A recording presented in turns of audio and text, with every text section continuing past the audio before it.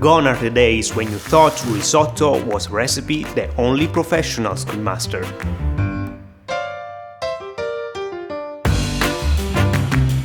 Hello and welcome to the ultimate risotto guide with Riso Gallo. The real work begins way before you lit your stove in choosing the right products. It is so important to know the rice varieties to actually make a good risotto, and Riso Gallo has 3 great alternatives for you. The traditional risotto rice, it's great for many recipes and definitely an easy to use and well-balanced ingredient.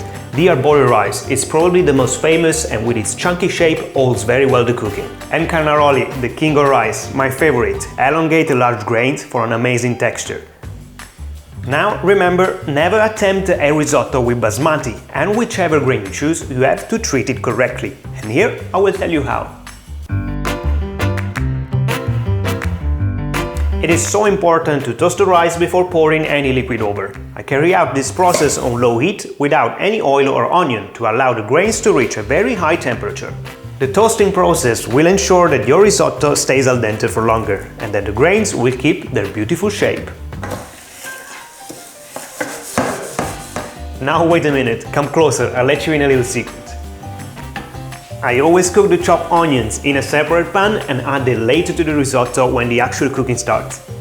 We left our risotto just about toasted and ready to be cooked.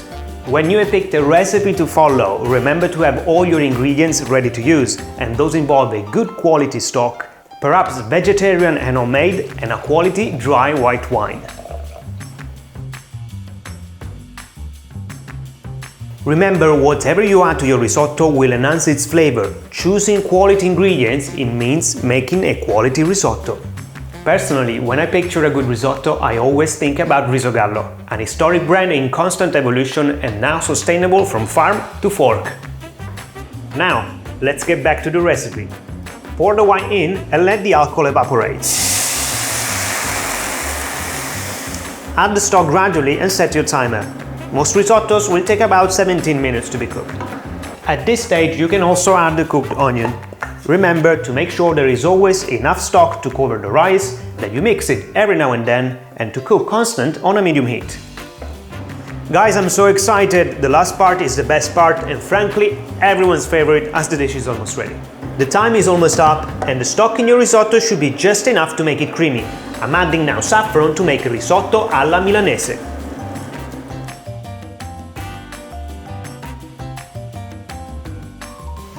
Now let's take a taste. If you're happy with the texture, remove it from the heat and get ready for the mantecatura.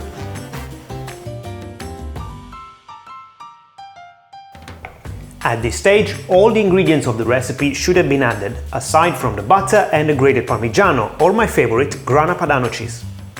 Mantecare doesn't just mean to add butter and cheese though, but to create an emotion between the liquids and the fat. With the right gesture and movement, you will improve exponentially the creaminess of your risotto.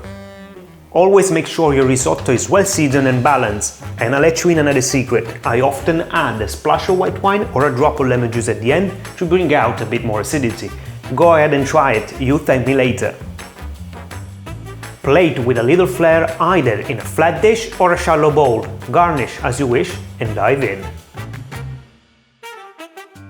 If you guys have enjoyed this ultimate risotto guide by Riso Gallo, don't forget to follow us for plenty more tasty recipes.